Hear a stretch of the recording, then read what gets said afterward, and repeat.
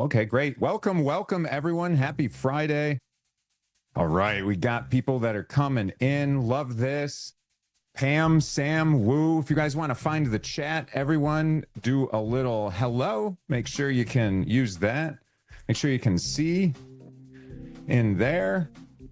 And let us know, like, is this your first time joining? Is this your, fourth time that we've done this at this point for this Friday series? If you're like, 4 times, what the heck are you talking about? Then there's a couple that have missed. And I know that our team's going to be putting any that we haven't already put on the website. But this is going to be a good one because the first ones, you know, it's getting everyone going in this, getting everyone knowing what to expect. And we're just getting going. Celeste, first time for you. All right. Well, welcome, Celeste, right? That's awesome. And yeah, second time for Woo, second time for David. Awesome. Hopefully you guys know that you can watch some of the previous Birddog, these analysis trainings on our website. Hopefully you guys know that we have a website, number one. So make sure that we've got that. I know that Ralph is probably going to drop that into the chat here. And yeah, give them the resources page. If you guys don't know, we give out tons of resources that are out there as well. Please use those. That will help speed things along and you'll know what we're talking about. So there it is. Ralph just dropped that link into the chat. That is our resources.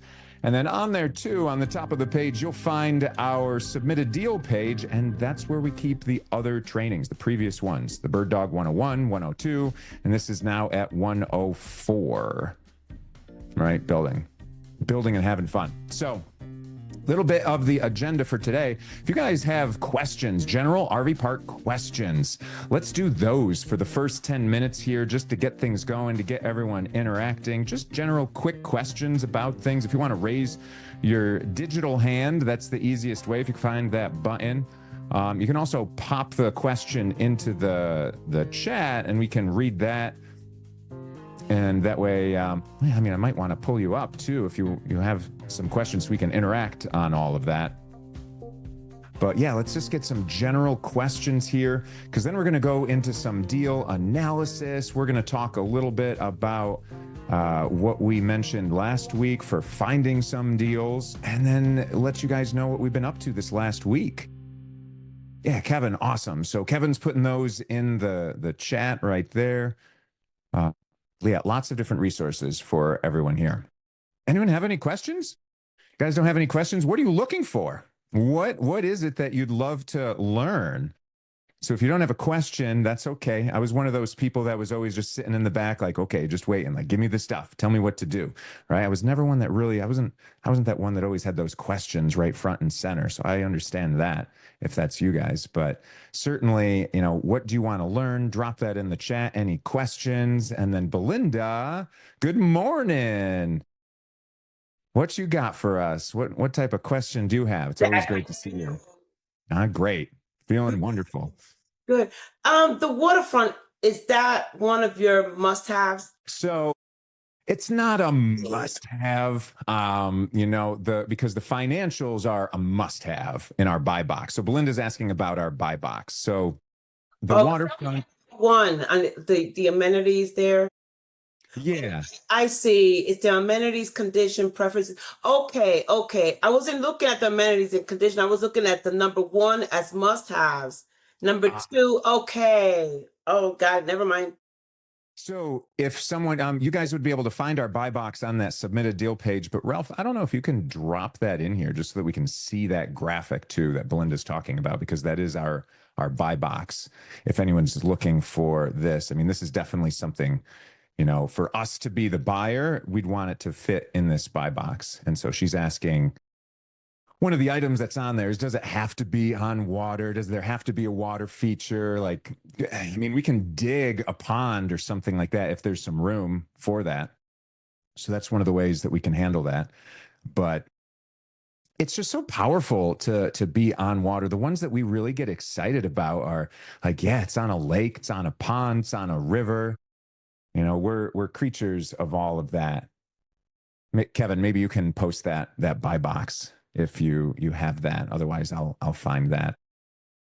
show that one way or another. And here, just so that everyone can see this, some of these links that we're dropping in the meantime, this is our submitted deal page right here on our Maverik Asher website. So the resources page, lots of resources for you guys, but this is if you want to submit a deal to us and on a 2 million park, figure out how you can make $30,000, maybe more, depending on everything. Here's our Birddog 101, 102, but then this is our buy box. Let me zoom in on this so that you guys can see this. And this is what Belinda is asking about right here. We say waterfront or able to create a water feature. This is just a graphic representation. Yes, so this isn't the be all end all. What we really, really care about are these 50 or more sites because that gives us some economies of scale on stuff. And then this cap rate of 10% or more. That's pretty darn important, I'd say, in that order. And then everything else is all more flexible. Yes, it's our buy box. The more things that it can check, the more excited we're going to be to reach back out to you on it. And there's reasons for all these different things. Waterfront, people are drawn to it. Room for expansion. We want to build more so that there's higher return that we can get on all this. I mean, the seller must own the land. That is really, actually, that's a pretty darn critical one. We don't like leased land at the moment. And an existing park. We're developing, if you guys don't know, in North Carolina, we're developing the most technologically advanced RV destination in the world.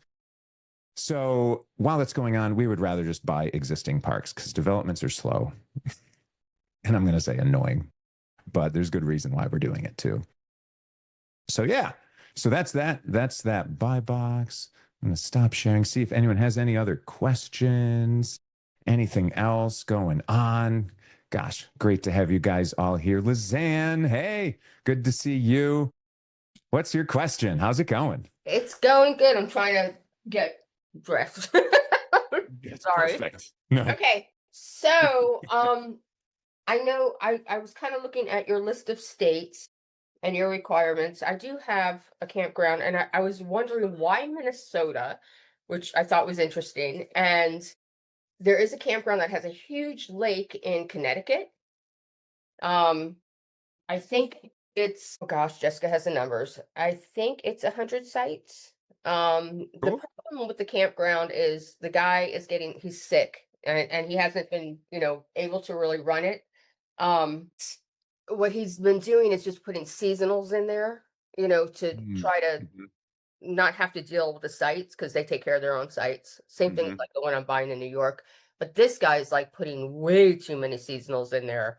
Like there are so many seasonal sites that he's, because he doesn't want to deal with the overnights. So his NOI is low. But this park has so much opportunity because if you can get, it's like get rid of that extreme amount of seasonals, it's like in the 60%, which is insane. But it has this big, beautiful lake. It's just really pretty. So I didn't know if, sometimes I like to dig a little further and be like, why? I'm not on all of them, but a lot of them I'm like, well, why is this not? Because it should be, at a 10, 12 cap. Why is it not? So, Yeah. in digging in, I'm finding that this is what's going on. Wow. Yeah. I mean, so he's just asking a lot more money than it's going to trade at. So, well, I'm trying to get out of him the amount. He has a loan. He seller financed it. I tried to see if the people who seller financed to him would seller finance to me, and they, they were like, no, we don't know them. And I'm like, okay. So the NOI is 100,000 right now with all these seasonal people. And he's trying to get 1.2, which is way too high. But he's having a hard time selling it. But anyway, it's just something I thought I didn't know, if maybe. Yeah, because 1.2 for 100 sites, that's a decent price per site. I mean, I just closed my park at 1.2 for 150 sites. Yeah. Right? So, but the reason again was because I took the time to dig in and go, what's going on? Why? So some of these parks, there's a reason, and the potential is incredible. Anyway, so I didn't know. I mean, if I sent it over to you, it's not going to pass your 5-minute test. Right. Is it an off-market deal or an on-market deal? He's working. His sister is a realtor. not a broker. She's a realtor. So he has her dealing with it. She doesn't really know what she's doing. Okay. Um, so it's interesting, but I have a good relationship with her. And I guess they, there was a Native American tribe that really wanted it. And, they were trying to go under contract with them. And then that fell through. And she called me first. So, Okay. Well, I would say, submit it and, maybe say it's kind of off market. Explain that in the comments. And Kevin's here. He's going to receive that so we can take a look for that as that's coming in. okay. And let's just take that from there. So let's do that. Okay. And then, so cool. So that sounds great. And I want to give everyone a little update. We just got back from Ojai. Do you guys know what that is? I was supposed to be there. Oh my gosh. And Lizanne, yeah, there was hardly anyone from Sub 2 or anything that we knew there. But it's so funny because by the end of it, we knew a ton of people, right? So Ojai is the Outdoor Hospitality Institute. Is that what it stands for? Institute. And so we were at the OHCI Outdoor Hospitality Conference and Expo Center. It was in Louisville, Kentucky, all week, and it was amazing. So everything outdoors, RV parks. There's tons of awards for RV park owners, tons of vendors. Oh my gosh, this is something. If you guys are really going to be in this in the long run, it's something you guys are going to want to be aware of and consider going. We're definitely going to go back. It's awesome. It was a 3-day conference. There's tons of educational sessions, tons happening at the same time. So you really had to pick what you wanted to go to. But has anyone been in that? I'll just drop that if in the chat. If you've been there, just drop that in the chat. Because gosh, it was amazing. There's so much networking, so much great networking that was going on. Owners, vendors, lenders, park brokers, everything. Seeing everyone in person is huge, right? It's just amazing. I like that mentality, Lizanne. Yeah. Yeah. And Brian, you've gone to the glamping outdoor event. Oh yeah, Glamping Shows America in Colorado. Been to that one before. Yeah, so this one was bigger and it was all indoors. Thank God, because it was 25 degrees in Kentucky. But it was huge indoors. They didn't have nearly as many outdoor glamping types as Glamping Shows America. They had lots of tiny homes, but they didn't have all the really cool structures that are there. Yeah, it was really neat just hanging out with everyone, walking around, eating, and just all the time talking to these different owners. Man, we happened to sit next to this one. It was two brothers that had owned this park for it was 4 generations. It was in their family, 71 years in Williamsburg.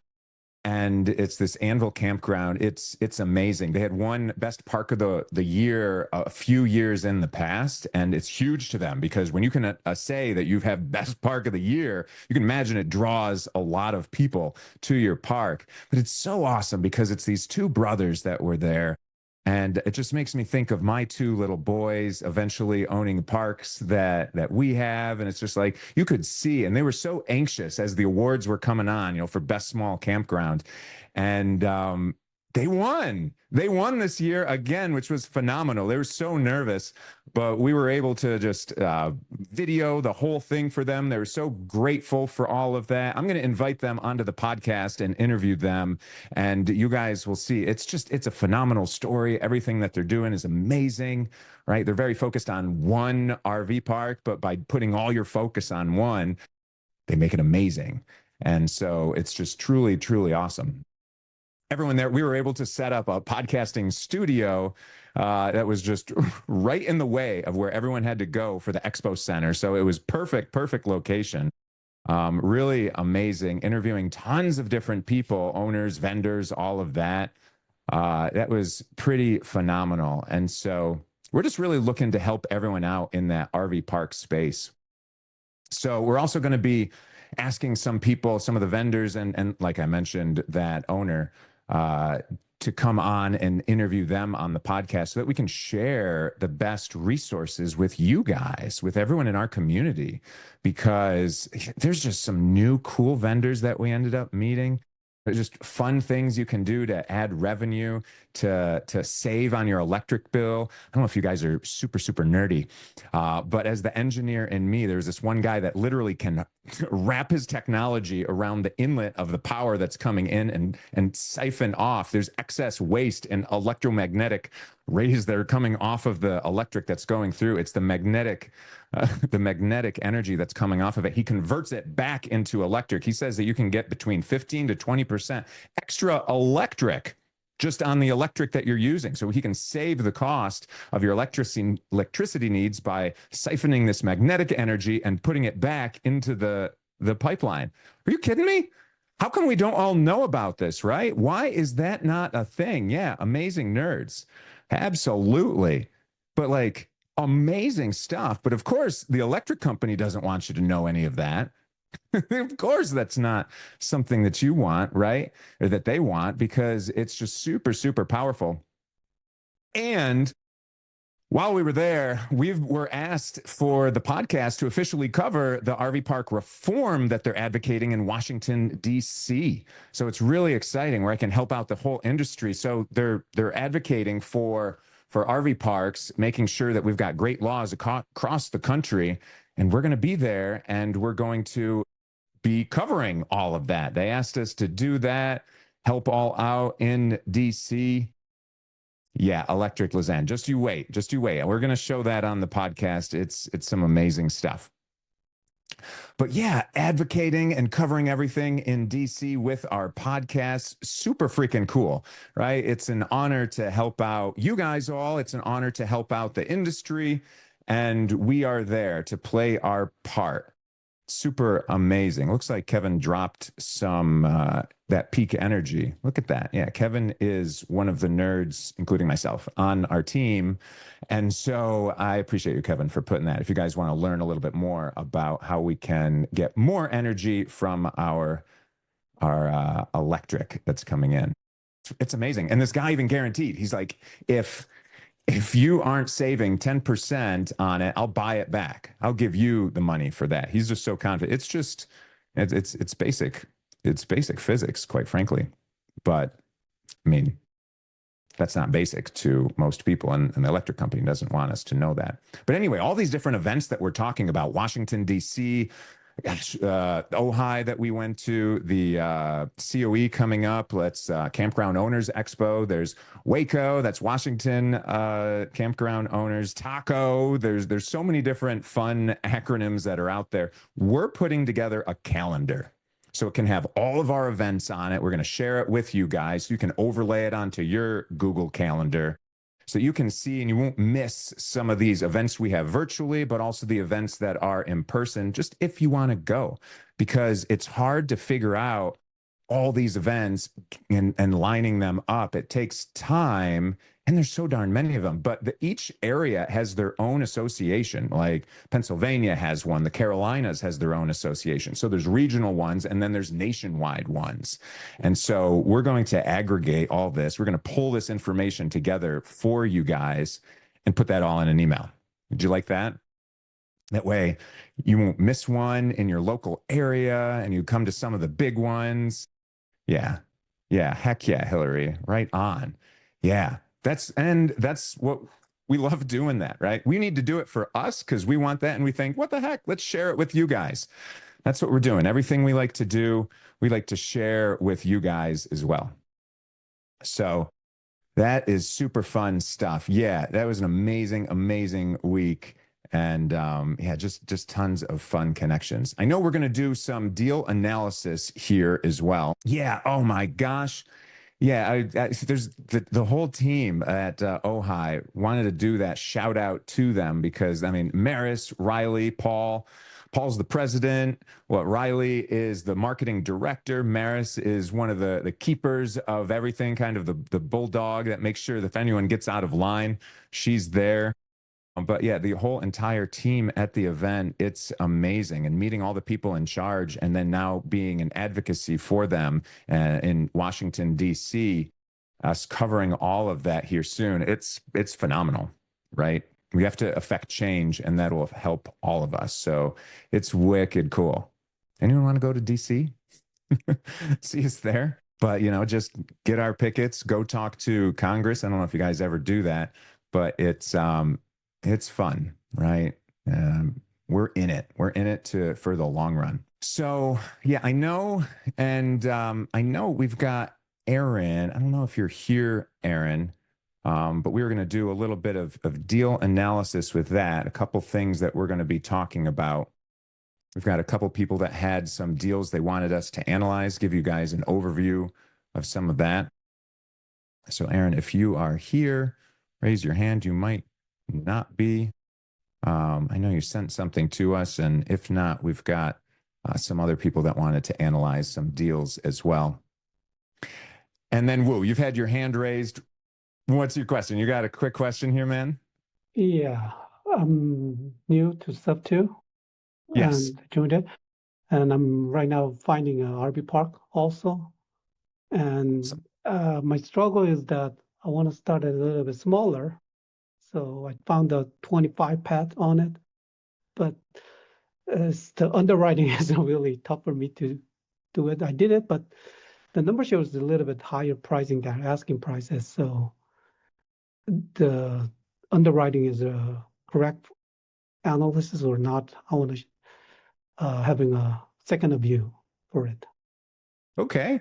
Yeah. Yeah. And that's definitely part of what we're doing. I mean, if you're what I thought I heard is that it's telling you that the price should be higher than the asking price. So that sounds fine. They're asking really high. Oh, they're asking really high. Yeah. So. Oh, well, yeah, that sounds typical, right?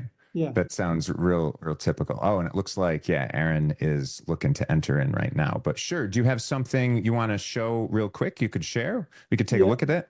Everyone want to see some active analysis, figure out how to look at some things. Yeah, can I share? Yep. I just clicked that. Okay. It should be good. So this is the park. I just got the 23 and 24 and 25. Okay. Yeah. And so you have a 25 pad, but the one pad is a laundry mat, so I cannot use it. So I put a 24 on it, but actually they generated around 90K, and the expense rate is a little bit higher because it almost kind of a 50%. So these are the actual expenses in line 26. What is this? What is this like lines 12 to 16? The vacancy and all of that, because it looks like, is that their actual vacancy? Is that their actual vacancy, or almost? Because it looks like it's just like in your calculator. But what's your? I would for trailing ones that are in the past, you would just put the actual numbers. You're not going to put any estimates because you have that information. Yeah, I counted it and it was a 50%.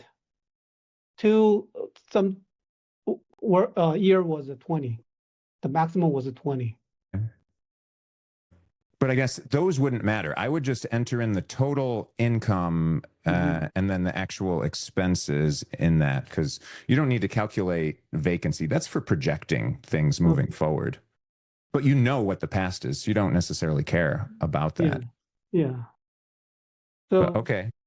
So the average NOI probably cam rate to estimate value is 279K. Yeah, because we've got the NOI. For everyone that's following along here, line 29 is their NOI. We take the NOI and we multiply by whatever the cap rate is that's on there, factoring in the cap rate.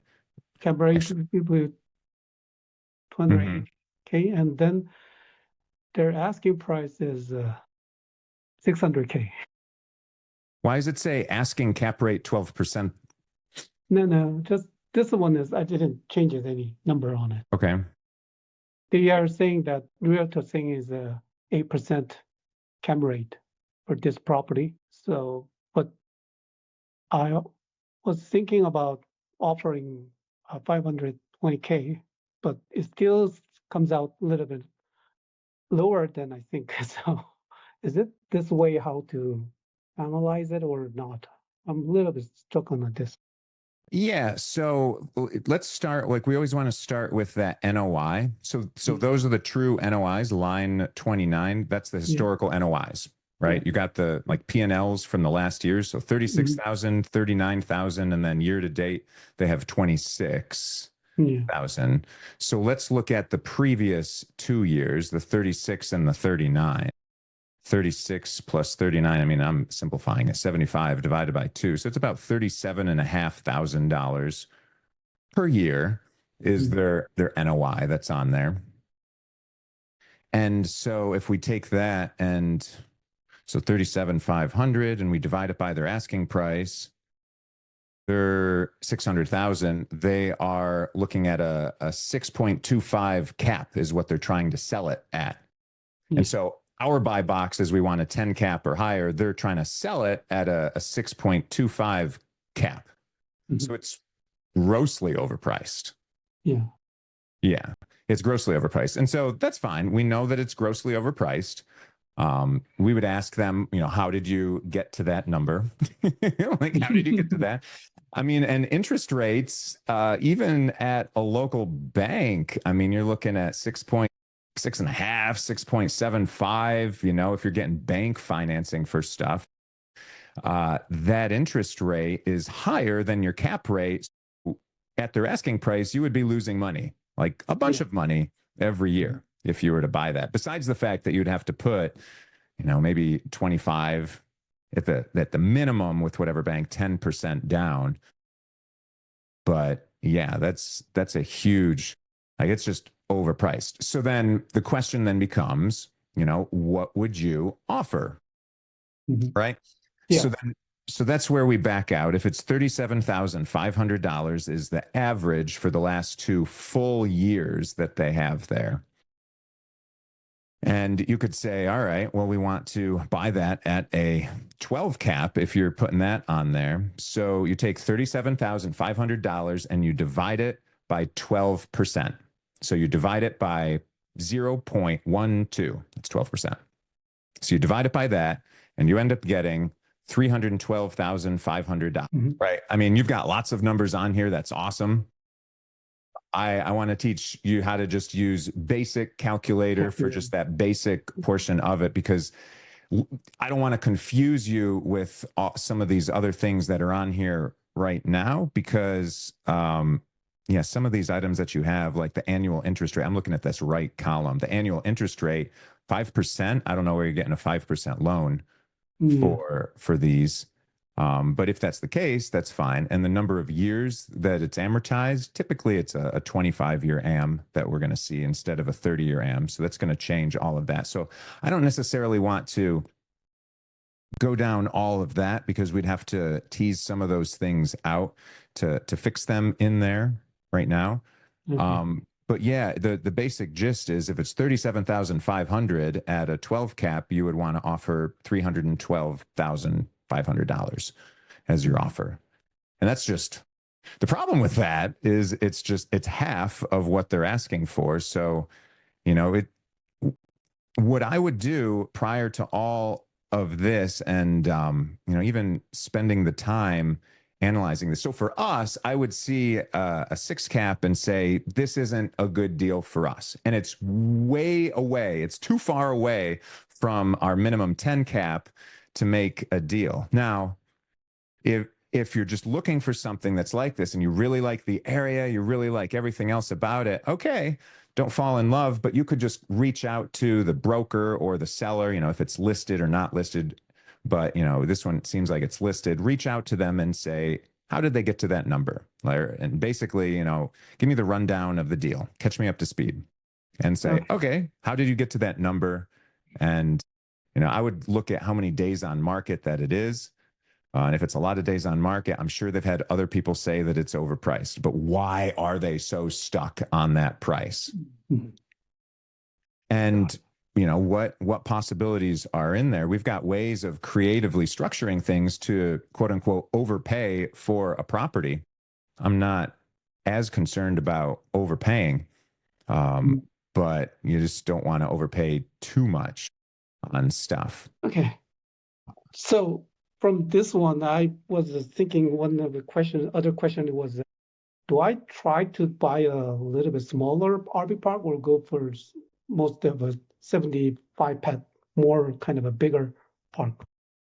Well, I mean, it depends on a few things, but for us, the reason why we have a 50 pad minimum, 50 unit minimum is because there's some economies of scale that happen there, because who's going to operate it? Who's going to be the manager that's on site? Yeah. I mean, are you going to go and operate it yourself? Are you going to be there? And basically, you know, for a park like this, it would be a job.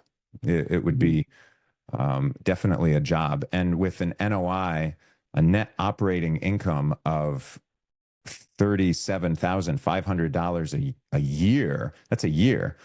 That's before the debt service. So that's before you're making your mortgage payments on it. It's going to be a job that doesn't make you any money. So, for me, yeah, unless you were to get a really good deal, structure it so that it cash flows and you've got an awesome plan to add value to it so that you get that all up higher. It doesn't make sense. And that's one of the reasons why big institutions, they look at properties that have 100 pad minimum or 200 pad minimum, because it just doesn't make sense for them to put third-party management in place. Okay. So it's just harder. You think that smaller is something. So that's a good point. And it's so you think that something smaller is more manageable. You think that it's something to take down, but in something like this, it's actually more difficult a lot of the time. Unless you get a smoking deal that's cash flowing like crazy and, you know, your cap rates are high. There's an LOI that we've got out right now that the owner's just too busy at this restaurant. Any day he's going to end up signing it because we've already talked about what he likes and doesn't like, and he's good with the terms on it all now. But it's a 15 cap. You know, it's like 15 and a half cap. And that was just his asking price. Yeah. And he's able to do some seller financing on it. So I'm doing interest only payments at 0% for the first 8 months, I think it is, and then 4% after that. But it's still a 15 cap, even with all of that. So, you know, like those are the ones that tend to make more sense. And its NOI is the NOI is like 150 grand a year. And so it'll end up cash flowing enough where it makes sense. And it's on water, you know, it's checking all the different boxes. But those are the ones that are great. The ones that are like this one that you're showing, their asking price based on their NOI, it's going to sit there. It's not going to trade. And so really, if you really wanted to, you'd find out, why are they stuck on price? And, you know, maybe they owe too much on it. If they owe too much on it, then you say, all right, let's look at taking over that existing debt, taking it over subject to the existing mortgage on it, and even doing some seller financing at 0% because they have to know this just does not cash flow.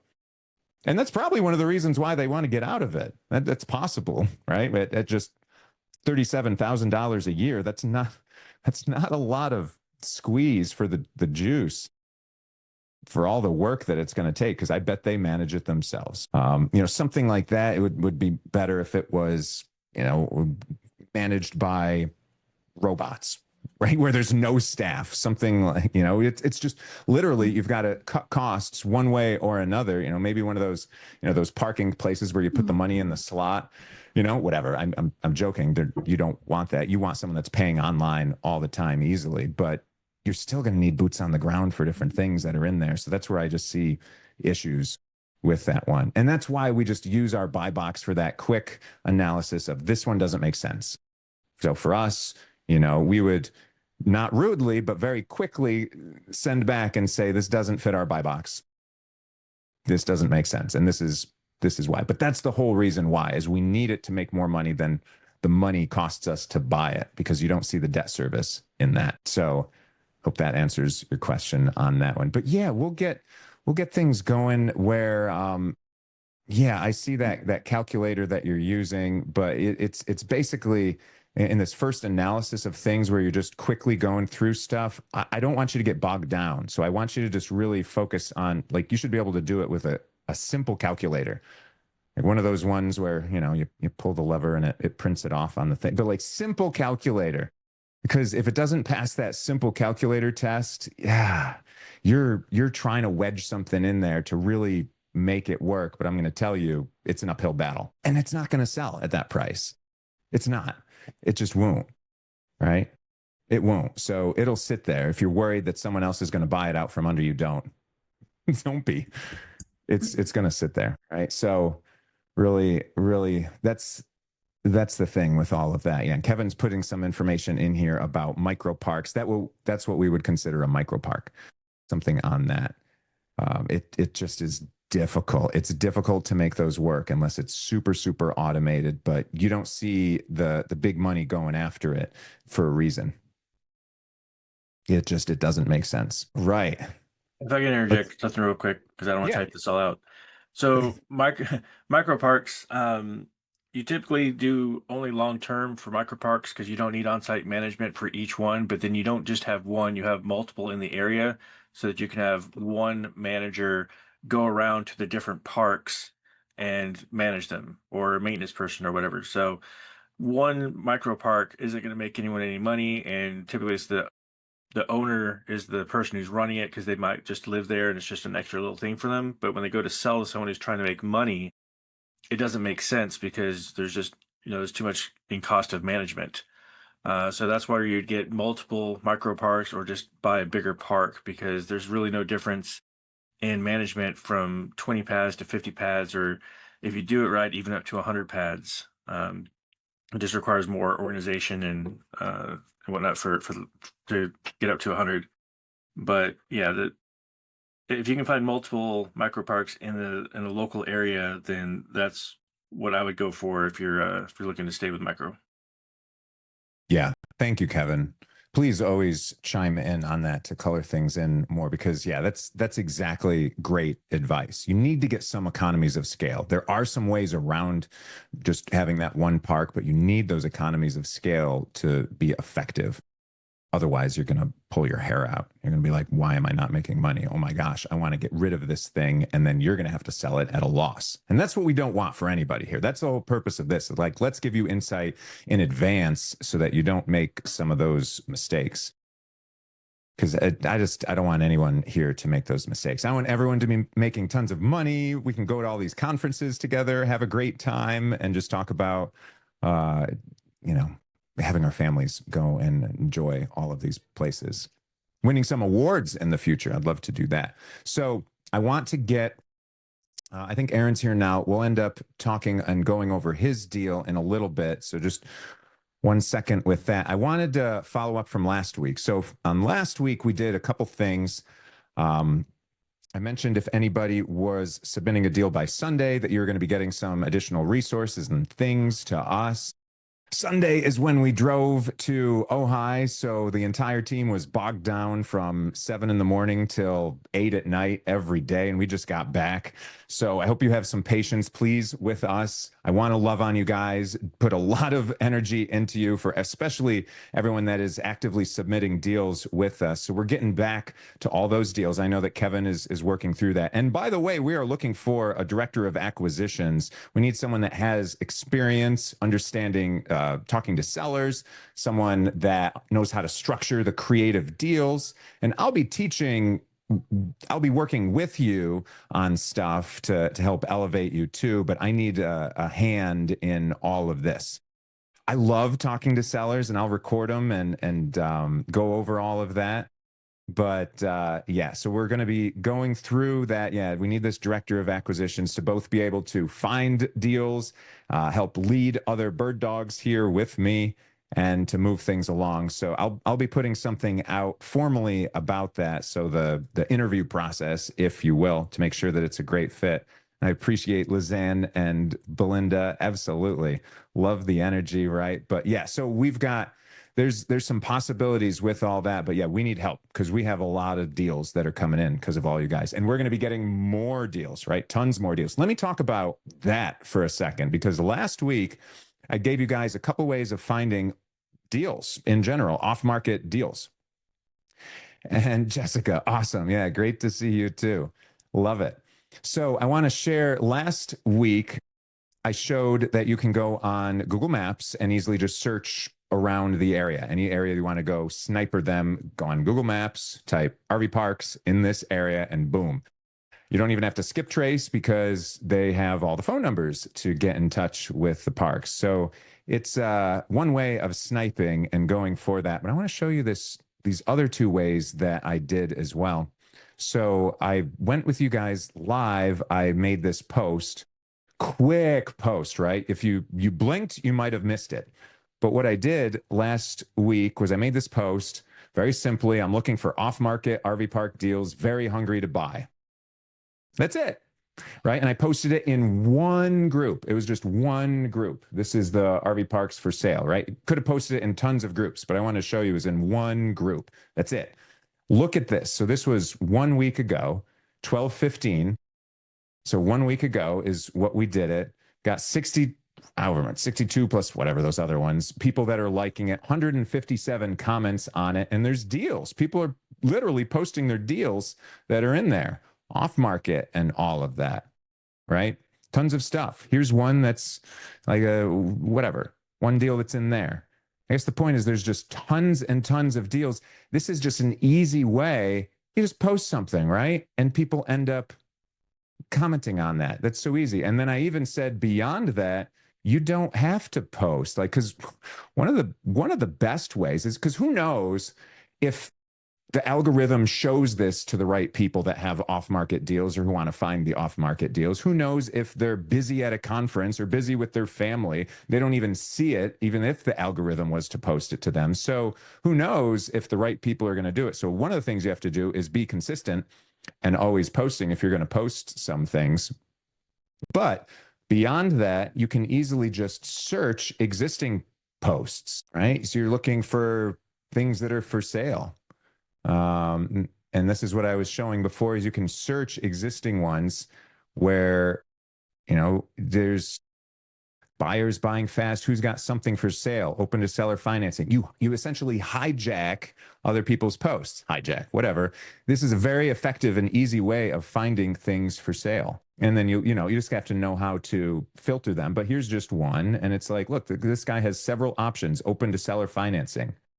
Email this person in Texas. Right? And this is, I'm just doing this right in front of you guys, but this is what we're doing. So you look for these types of posts where someone is looking for a park for sale.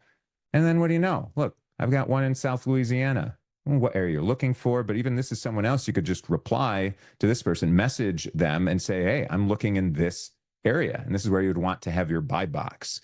And if you're bird dogging for us, you're like, well, what's my buy box? Your buy box is our buy box. So you can just send them that information there and you can get those deals. Like, so these are low hanging fruit, no cost ways of finding deals from anywhere. So I just really wanted to showcase that to you and show you how many posts, how many likes, how many everything we got just from doing that simple exercise. So really fun with all of that, right? Simple to do. And yeah, one of the things that we'll be doing as well is we've got this big list. I know Lizanne has a list. Pace Morby dropped a list. We've got a bunch of lists of existing RV parks. So people that have submitted deals, we're going to give you that as well and work with you to say, hey, where are you at? Let's call all these, work through them. And you never know, right? There's lots of possibilities. And even you might have a way of reaching these that is specific to you. You might have some resources that other people don't have offhand. So that's one of the things that we can do.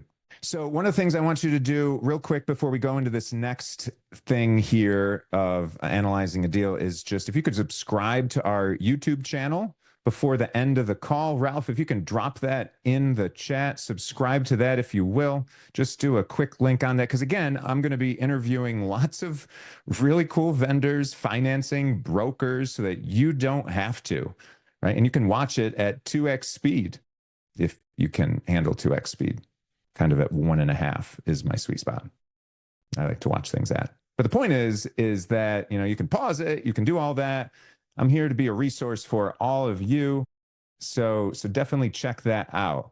Lori, heck yeah. Nick, heck yeah. Asia, heck yeah. All right. Love that, you guys. Yeah. Let's grow. Let's go fast. Let's go big. And man, we're going to have some fun. You guys want to own an RV park? Own one with us. Why not? Let's have some fun. Let's get one that we can, gosh, get one of these awards at. How fun is that? Go up on stage and do all of that. You're welcome, Hillary. You're welcome. Yeah. My team gives us all of this, makes it easy and makes it fun. Yeah, just hit me up. Hit me up, Lizanne, or anything. Hit me up. We have to formalize our process a little bit, but I'm letting you guys know first before I start putting it out there to anyone else, because Kevin is getting inundated with all the deals, and he's like, please, can we get some help, right? And he thinks that's the most tedious part, is doing the quick analysis of the deals on the front end. But I'm going to tell you that the more time-consuming part is, once we have all these good deals that pass that first test of it, reaching out to those owners and those brokers, building that relationship and hearing about their deals.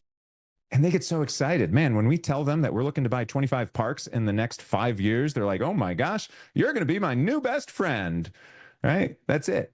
And you can build on our rapport that we have. We'll put our credibility package. You'd be able to use all of that. And even as a Birddog, if you guys submit a deal to us that ends up working, passes the test, we're going to reach out for the next step, which is, hey, how do we contact the person that has this deal? And then we're going to keep you in the loop with all of that. Basically, I'm going to send you my link so that you can schedule a phone call. You can basically set an appointment on my calendar with that person, that contact, that seller, that broker, so that I can be there with you as a Birddog, and you don't have to worry about what the right questions are. You'll be there right with me. I'll ask the right questions. You can learn that way, and you can see what's happening. And then we can even debrief afterwards, right? Because I want you to learn. And then you'd be like, oh man, that was so great, because it will be great. And then, well, I wouldn't be able to do that because I don't have this. You're going to tell me your limiting beliefs, your fears, and all of that. And I'm going to say, you don't have to think that way, right? Let's fix. That's not the right word. My wife would scream at me. She's an energy healer. It's not about fixing what's going on in our head. It's just, I'm an engineer. I'm naturally inclined to want to fix things. It's not. It's just, honing our beliefs and, clearing some of those limiting beliefs that are usually rooted in beliefs from the past, maybe from our parents, or who knows, we get them ourselves along the way. I do too. She helps me clear those as well. And it's great practice having our little boys, because we get to reteach them. Well, we reteach ourselves as we teach them. So that's the fun. Yeah. So, all right. Really great stuff. Everyone subscribe to the YouTube channel, right? We're good to go with that. You guys know where the resources is, where the deal tabs are, all of that. We want to do a little more analysis. Gosh, Aaron, you are here. I know you've got your Michael Blank spreadsheet of stuff. So Aaron here has a deal that he wants us to stress test. So I'm going to ask Kevin to also take a look at this. Anyone else, as you see something, let us know. And we'll go from there. And Pam, what are the first two things you eliminate again? Can you just elaborate that in the chat so I can answer your question? Someone can answer that. And but yeah, Aaron, what's going on? You got a deal? You're submitting an LOI today? Is that right? Yeah, absolutely. Right on. Yeah, it's a pretty good park. It's no frills, just the minimum essentials, basic stuff, and then we're gonna bring in some duplex container homes, and we're gonna got a plan for 6 in the first year, 12 in the second year, plus expiration of some contracts that are already in place, and then just basically updating the systems in place. Answer the phone. Number one problem, nobody answers the phone. Number two problem, no online booking system. Number three problem, no ability to get a hold of anybody after hours. So those three things right there will raise the value automatically. That's crazy. We were in this presentation from NewBook. It's one of those online booking softwares, and actually the one that we love out of all of them. And they said that 74% of park owners don't use online travel agencies for things to send deals their way. OTAs, they call them. And they don't have booking systems online. Yes, so they rely on people answering the phone. And in this modern day, come on.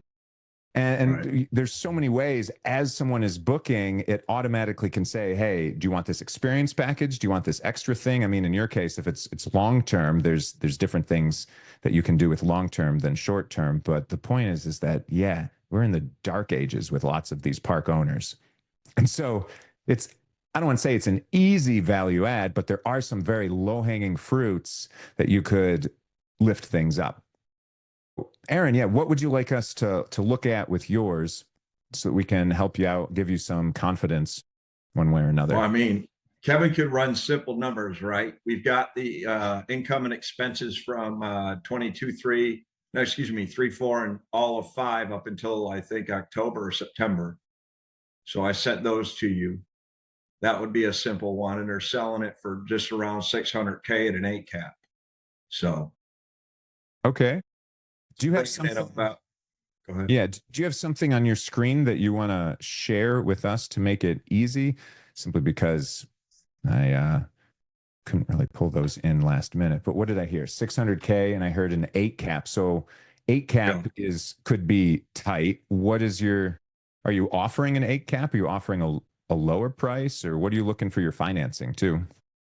I'm going to go in. I'm going to go in with traditional financing, using a bank, 20% down.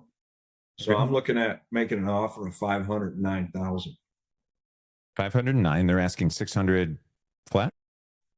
Okay. So right now, just looking at the sheets, the income from I think 23 was about 45,000 for the year. That was based off. I think they had about 40% occupancy, 40%. They had about a 60% occupancy rate. Excuse me, 40% unrented spots for that year. So they relied mainly on contracts with the state to fill their slots with, state trailers. But that's slowly winding down from, 27 to 17 to 10 to 7 to 3, right? And then it'll go to 1. So you can't rely on that anymore. So that would greatly affect the income, and basically it'd break even in the park with what they have going on right now. Come down to a break even, roughly. So okay, so it's looking tight with the break even on that. Yeah.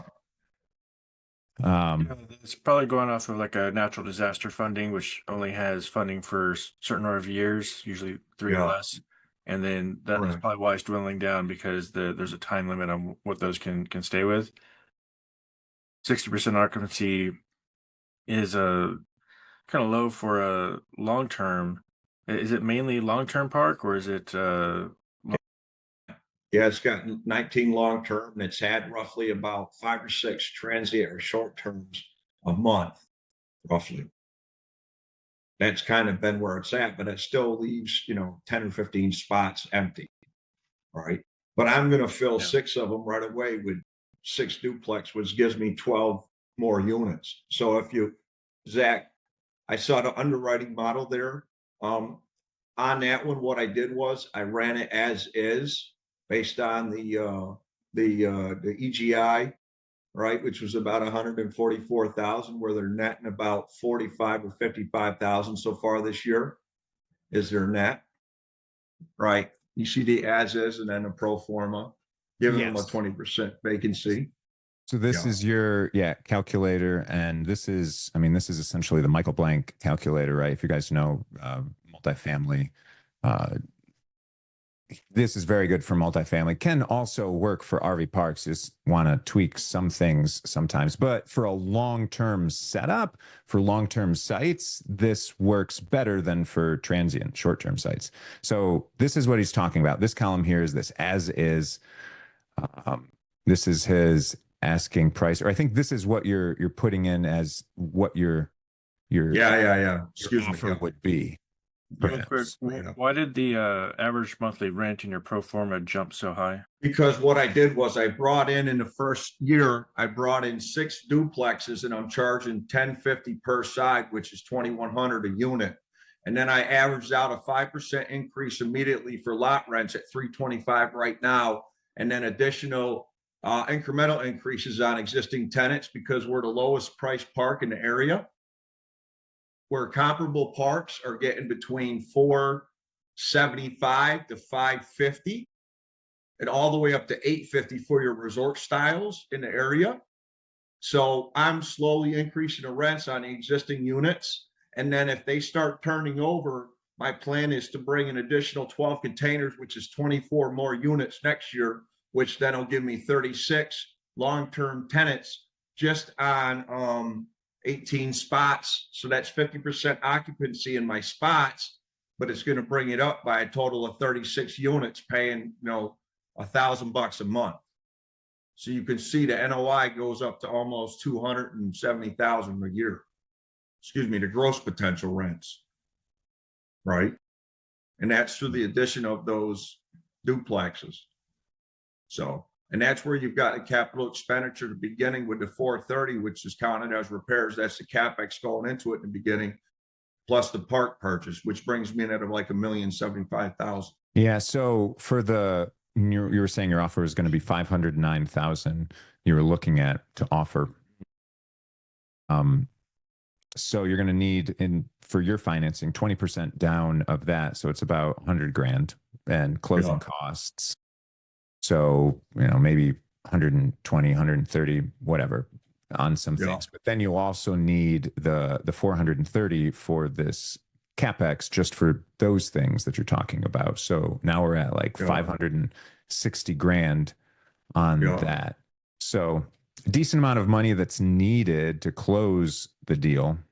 So I'm always looking at, what type of return are you going to do? And then, the end, you're going to refinance. No, we're going to sell in year 5. If you go down, I think it's, you can look at returns and the IRR down there if you want. Looks like you've got go ahead, sorry. a value of all of this. So your NOI is increasing year to year. Your expenses are staying the same. Your NOI is increasing because you're getting, you're decreasing, you're filling everything up. I'm seeing this. You're decreasing your vacancy. You're increasing your rents. You're decreasing your vacancy. And then probably allocate a little bit more for electricity, because if you're doing duplexes, that's going to increase a bit. Yeah, we've got a 3-year case study on this, and the units, each duplex uses a total of $50 in utilities a month is the average between the 2 units based on water and electric consumption. So we've got pretty accurate numbers on those from utility bills. So we can forecast that pretty well. So I'm just looking at your exit strategy on this. So you're going to sell it, and that's at a 10 cap sales price, year 5, or I'm sorry, an 11 cap sales 5, 292, 831. Is that what we saw in here? No, if you go, there's another tab in there. You should be able to see. I'm not sure if it's P&L, might be P&L. Yeah, right there. You should see each year you should see the increase in expenses year over year up to year 5 in our sale year. Mm-hmm. Okay, and then NOI, right there. Yeah. 144, year 2, 227. So let's just compare that to 144. It's pro forma for year 1, and then these are different scenarios. These are some different scenarios you're looking at. Okay. So diving into, say, someone else's Excel of everything, you guys can see is pretty daunting, right? To look at, not impossible by any stretch, but daunting to do on the fly. And this is where underwriting just takes some time. A lot of the times, I'll end up just submitting LOIs that just end up making sense with a calculator, a simple calculator. Because if it makes sense almost as the now, then everything else that you're doing on it is gravy on that. So what I try to do is understand my financing options. And I know there was someone that was in the chat that was saying, I think was it Keith? Was saying that he has, Keith, that, a 10% down option on an SBA loan. and the different interest rates associated with that. So there's lots of different options. Bank financing has the cheapest rates that you can get, and it has a slightly higher down payment. But structuring with some seller financing, something like that, so that we can keep those capital costs down on the beginning, so you can look at that return on the investment that you're getting. But if it all makes sense in the beginning, that's where you really make the most money, is on the buy of everything. You make the money on the buy, you just realize it at the sale or the refinance of things. And you have to have a good plan that's in between. But I guess my point, what I was trying to make, is that looking at your different financing options, structuring it really well and safe from the beginning is important. Making those great relationships with those sellers to understand what they really need, and the brokers. And for me, it's getting an LOI out fast. I mean, we've had people that have gotten where I just find out about a deal and everything sounds good, and then, you know, a few days later it's under contract, LOI, or even contract with somebody else. So it's like, holy smokes. So fast to LOI for me has always been the name of the game. Doesn't matter if I was buying single family, multifamily, RV parks. I want to get some paper in front of someone fast, just to lock it up, so it gives us time to look at it. Because what you're doing is great, Aaron. It's absolutely wonderful. I'm sure some people are looking at this and saying, that's a whole bunch of numbers, right? What in the heck do we do starting out? How do we do that? For one, work with other people that are not as intimidated by some of those numbers. And I know that as we're speaking, Kevin is like crunching, looking at things, doing all stuff. And that's why it's nice to have different people that's on your team. But fast to get the deal, man. And I used to teach, I had a university teaching for single family homes, and the name of the game was literally, don't look at the property in person, get it under contract first. If you get it under contract and work on the price, then you're not emotionally attached to it. But get it under contract, then go look at the thing, because you know that no one else is competing with you. You've got control over it at that point. Then adjust things based on that. Take the time to do that, because I'm sure there's some people that are here that are like, oh man, if I go through all of that, it'll take me a month. And you'll get faster, right? But it'll take you a long time to do all of that. By then, someone could be getting in right in there. Me, I don't necessarily care. I'm just playing cards with the person. Like, I don't care about the all the numbers, because I have a teammates actually. So Kevin's our chief operations. We've got our chief financial officer. They're going to look at those things and look at them too. But the point is that I'm going to look at the person and play the person, and not the cards or anything. I'm going to play the person and figure out something that's structured really well, so that we have little to no money out of pocket, and that it's cash flowing really well.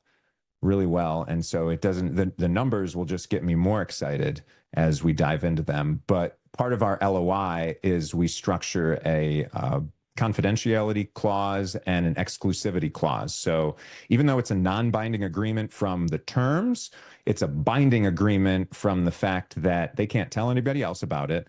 And we have exclusive rights. They can't market or get into contract with anyone else for that time period that we put on there.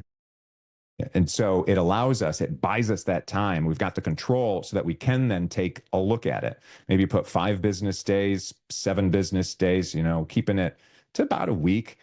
But that buys you the time to look at it and really look through everything, and even ask those questions in that time.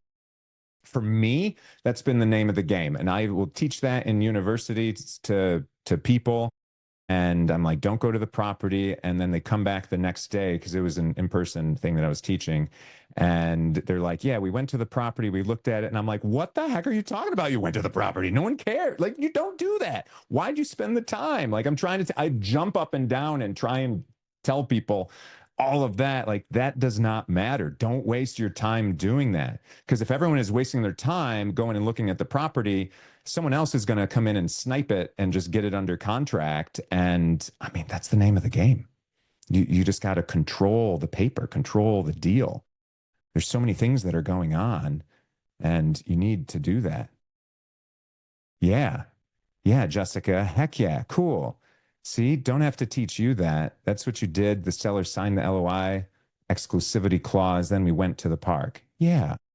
Yes. And it's to get rid of analysis paralysis, right? It might be a little intimidating saying that we're going to just put an LOI out in advance of doing all of this, but just make sure you've got the right people around you that can support you and look at things like that, because you might have a detailed person on the deal. Detailed. You can all be detailed, but someone that focuses on the numbers more, that doesn't mind crunching all of that. But we need someone that just like go, get it done, get it under contract. Kevin was putting some information here in the chat as well. And yeah, Kevin, I don't know if you want to just unmute and say that so we don't have to. Yeah, I was trying to just glean from when he's going through sharing the screen, everything there. But yeah, your asking price that you want to give looks good, but there's really not that much for cost cutting that I saw that you could do. I mean, the expenses that were there seemed pretty on par with a park of that size. That it seemed about right. So there's not really all that much you can cut, although you can always find ways. But I would try and bargain with the seller for 0% financing for those 5 years with a balloon payment, knowing that, I mean, you're already planning on selling or refinancing at that time. So that'll save you some money and allow you to get some more NOI in that. And I'd also focus on getting more revenue streams. So whether it's adding stuff for sales or like ice machines, propane, whatever else you can get in there to increase that additional revenue stream to get more gross income, because you really want to pad that up, especially when you're trying to increase the sales price of your park. You want to show everything there. But overall, it looks good. You seem to already have a plan for filling that vacancy. You can look into getting more state funded or like state sponsorship, getting people in there, getting with FEMA. If there's any natural disasters, not even just in that state, but in surrounding states, they'll move people in. There's always some sort of natural disaster that's happening, and those contracts are usually good for 3 years.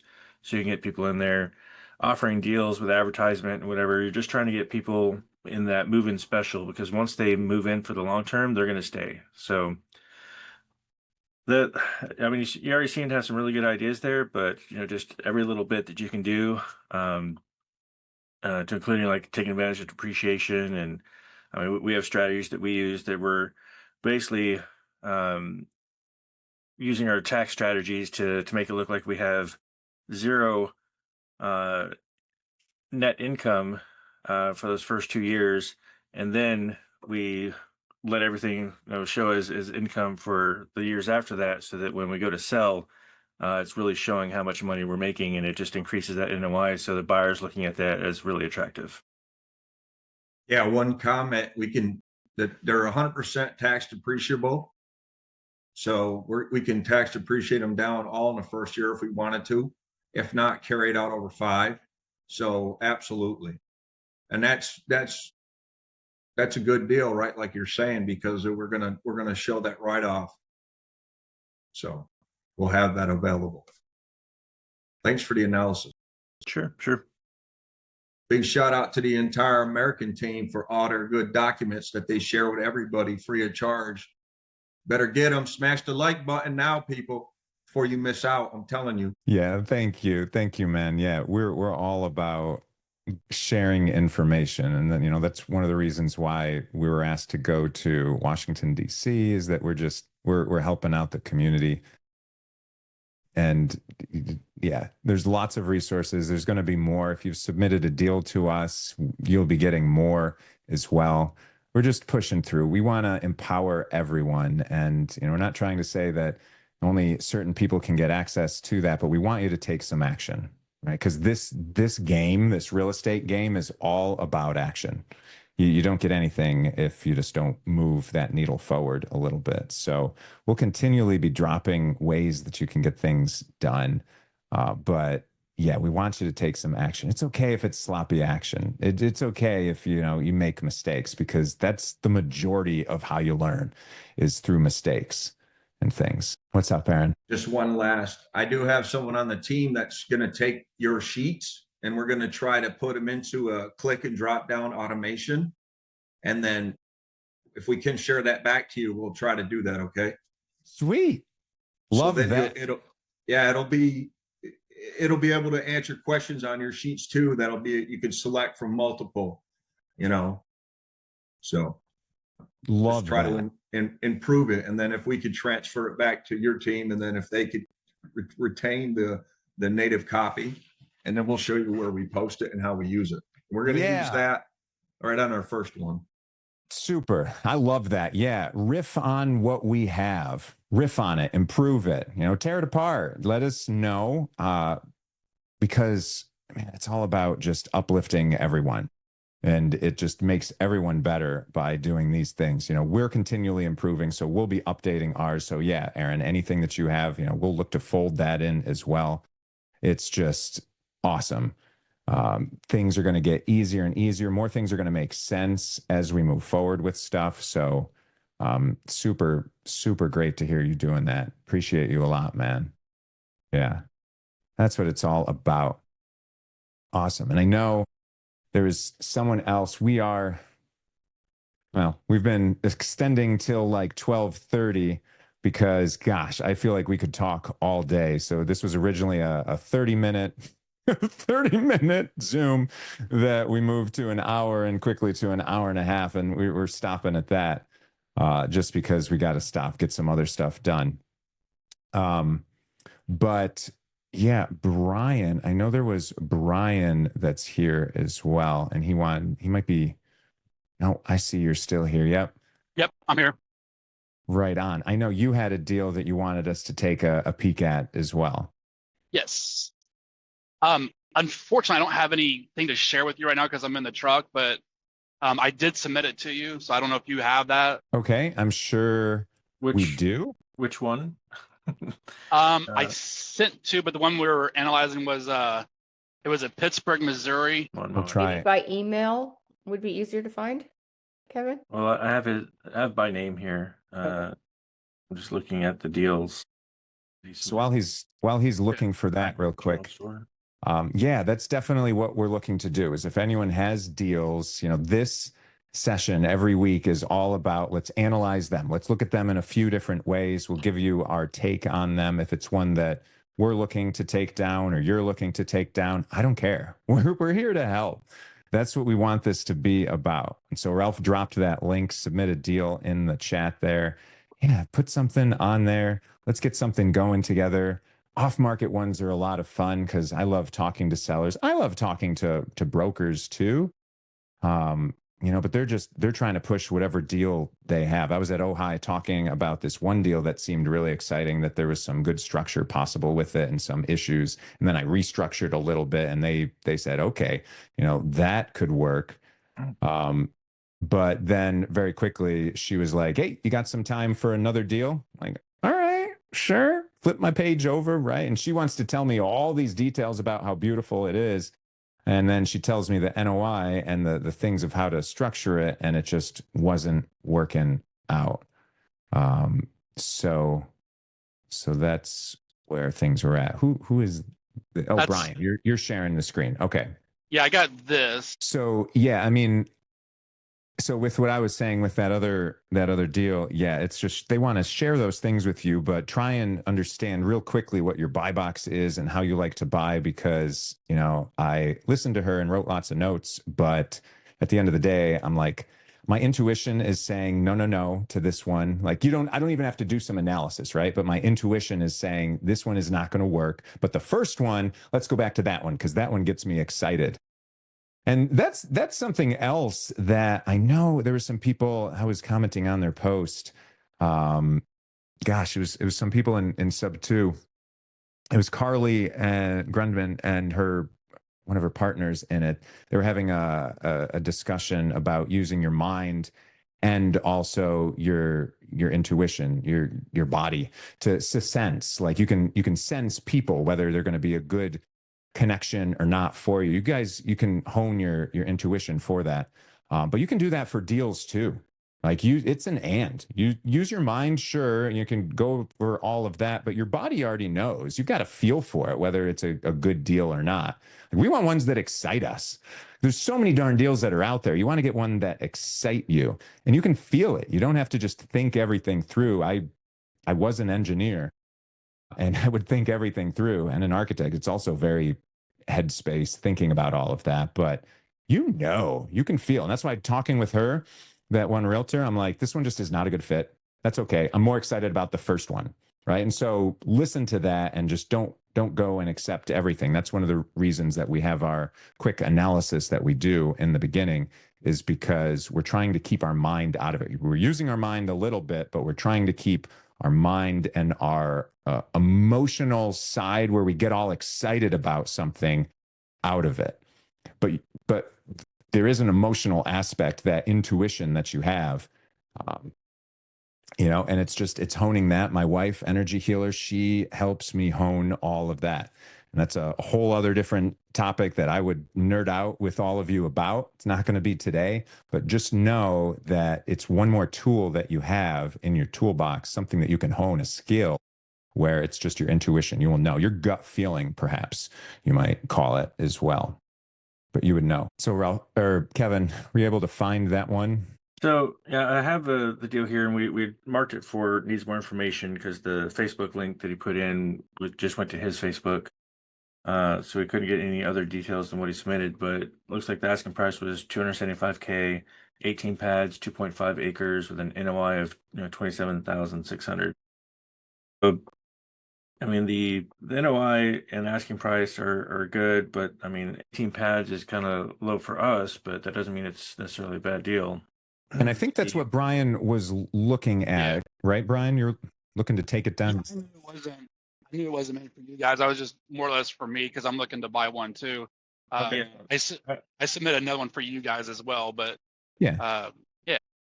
For that one, I mean, the 2.5 acres is interesting to me, because it looks like the density is not being taken full advantage of, unless they just have like a really big drain field or something.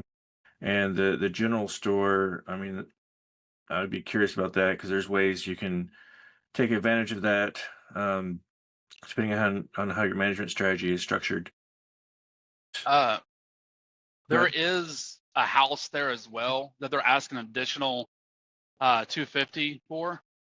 He uses that as an Airbnb, so that's part of the 2.5 acres. The general store, it's actually being leased to him, so someone else runs it for him, and they keep all the profits of the general store, but they give him, like, I think it's like $600 a month for them to run it, and they also run the park as well when he's not available. They're on the park, or did you say the bar? They're the house is on the park as well as the general store.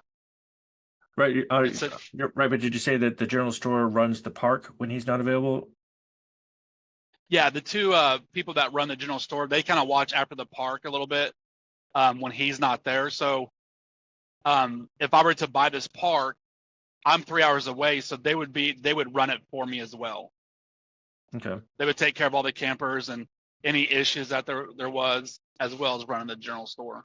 I mean, from the price standpoint, 275 and the NOI 27,600. I mean, it's basically a 10 cap, so it's okay. And if that's their asking, maybe they'd accept less, and maybe they would structure it for some seller financing on it. Yeah, he said that he's wanting to sell it because he's got some other projects that he's wanting to do. He wasn't super interested in seller financing unless it obviously worked out for him more. So that'd be something I'd have to talk to him about.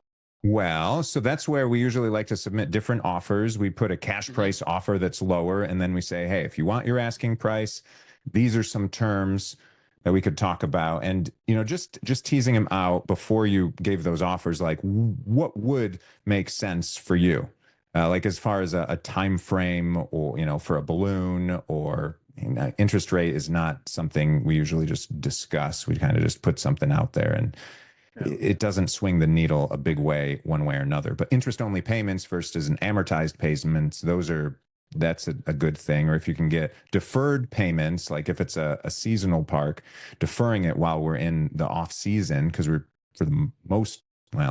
for some places we're moving into an off season, right? For Florida, I'd love to go to Florida as it gets cold here, but Yeah. structuring something like that can make it more interesting. But yeah, it's just having those conversations. And sometimes if they're reticent to give you that information, it might be just putting an LOI out there and formally asking, and then they'll point. That's, what just happened with this LOI that we did. He was okay with all the terms except the amount of money that was down. He's like, well, I think I owe this amount that's on it, so I need a little bit more than that. And he gave a number, and I didn't want to just give that number that he was saying. I said, well, let's just do the down payment is literally, I'm going to write it for roughly this amount, but it's going to be the payoff amount for the loan plus your closing costs. That way we're not putting any more dollars down than we have to. So you don't have to put an actual amount. You can use words to describe certain things for that. And he was totally cool with that. Right. That was what he wanted. He just thought he needed to solve it by putting a certain dollar amount. And I just want to limit that dollar amount. So there's little tricks when you're structuring these deals creatively to minimize the amount of money that you've got to pay on it. But yeah, do you want to bring that one picture up you had again quick? I don't know if there's anything else that was on that picture. I just want to mention one other thing, just because this will be a benefit to everybody. A lot of parks have some sort of store. I mean, not all of them, but there's some sort of store available. Generally, we'd like to get rid of the store because of the cost of putting an employee in there that has to man the store. So finding ways to automate it with vending machines, or doing like an online ordering system where they can just order whatever they need, and then you deliver it to their pad. That way you can keep the stuff locked up and just deliver it whenever the manager can get there. But I mean, he has another solution of renting out the store to someone else for $600 a month, which works, but that also limits your additional revenue streams that you can get, because of course they keep all the profits, and then anything else you could rent out, or like ice machines or propane or anything else, you're just not going to reap any benefits from. And with a smaller park, it's not going to make that big of a difference anyways, but just keep that in mind for the larger parks. When you start getting more people there, they're going to rely more and more on the store and other areas of revenue that you can put in there. And I don't know if I worded that right. The owner of the park is getting the $600, so the general store is giving him the $600. Right. Okay. I just want to make sure I was. Yeah, I mean, he has that guaranteed income, which is good. Correct. Yeah. So it's on the people renting the store to make a profit, but there's lots of ways you can, increase revenue with the store, but with 18 spots, even at 100% occupancy, that's gonna be a little tight. I'm assuming it's open to the public as well, which is the only way that it could really work. It must be supplemented by the community. Am I right on that? Yeah, it is open to the public. The RV park there obviously gets first dibs, but I guess there's a kind of like a small restaurant too. It's like a pizza place, so they serve pizza there as well. Mm. There is a national park right behind it. It's Palm de Deer Lake. And there's a big campground there that's not being used right now. So that's completely empty there. But yeah, I mean, it's a small town, but I mean, there's enough there to keep it going with the public as well. So Brian, I'm curious, looking at this, yes, so it's $275 for the park that has that certain NOI on it, and then this house that's next to it is $250. Do you think it makes sense to buy this house as well? Because I mean, I doubt it's bringing in 25 grand yeah, a year. he said that it's when he does Airbnb with it, he says it's booked pretty well. But he said it brought in like 16,000. I think he said last year, so it's not gross or NOI. I think he meant gross. Okay. Even with the NOI, you're probably still looking at maybe 11,000, 12,000, depending on what's all needed, but expense wise. But yeah, I mean, it's not the greatest NOI for that one, or cap rate for the house. Right. Yeah. But we'd also have a place to stay to go down there and see the lake as well too. So I mean, that for kinda, sure. Yeah. So yeah. I mean, that's fun. So, but that's where I would look at it more creatively, saying like, okay, how can we solve his problem, essentially buy both of these, because if you're buying one, I mean, you really want to buy the land that's around it. I would want to buy, anything else that's around it together. But how does that end up making sense if you can structure some seller financing on one of these things differently? They could be closed by different lenders for them. The park and then the house, they could be different. Right, because single family home there's many different options for funding that compared to the RV park. But and yeah, that's what we kind of thought about, was maybe just buying the park outright and then doing a finance on the house. Yeah. So it's teasing those things out. He said he didn't, the answer that you gave me from him sounded like he wasn't completely opposed. It was just, he wouldn't prefer it. And it would have to make sense. So yeah, that's where I just tease that information out. And, in the bottom there, it says the reason he's wanting to sell this property is to purchase additional land, something. How do we allow him to do what he wants to do still? Does he want to do a 1031 exchange for that land? Or, what is his strategy for transferring for the next one that you can help with?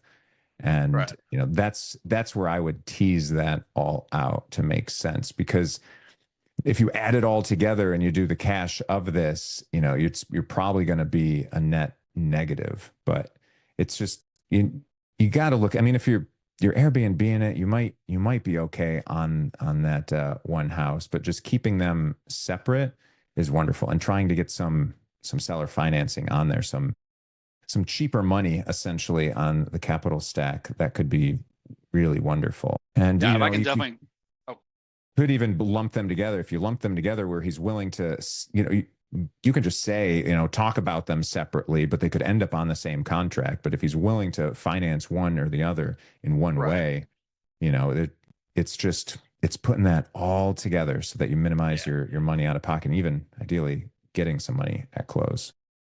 And he did give a little bit of a discount if you were to buy them together, but even still, you could buy them together, but do separate lenders like you said to do. So you can. And the only thing to consider with that, there's got to be some benefit to that, because otherwise you're having two sets of closings. So there's going to be slightly additional fees associated with it.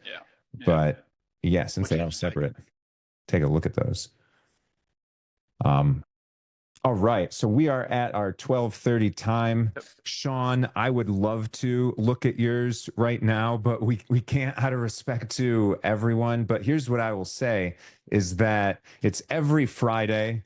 Certainly reach out to us. Submitting a deal is something that we're buying certainly helps, because we get excited about that. We're going to share some of those with you. So we had ones canned ready, but I'm glad you guys had some that you wanted to look at. So next Friday, we'll do a similar thing, although I won't be here. I'm not going to be leading this. I am taking a week-long vacation to take my wife to Mexico. Yeehaw. Last two times we went to Mexico, all-inclusive. She was pregnant both times, so she really didn't get to enjoy, well, the alcohol isn't the most important part, but just wasn't able to relax in quite the same way. So it'll be fun to have our little boys down in Mexico again. So I'm going to be gone next Friday, but you're going to be in good hands with Kevin. He loves analyzing deals. And Ralph is going to be here as well, our chief marketing officer, to help keep the energy going of everything. The two of them, they'll be able to handle it. But yeah, you'll hear from us before then anyway, for everyone that submitted a deal, because we're going to love on you, give you some things, and pull you a little bit closer. And we can analyze some of your deals together, get you working. I want everyone to find lots of off-market deals as well as these on-market ones. But making those relationships with brokers are great, because you get those pocket listings before they list them.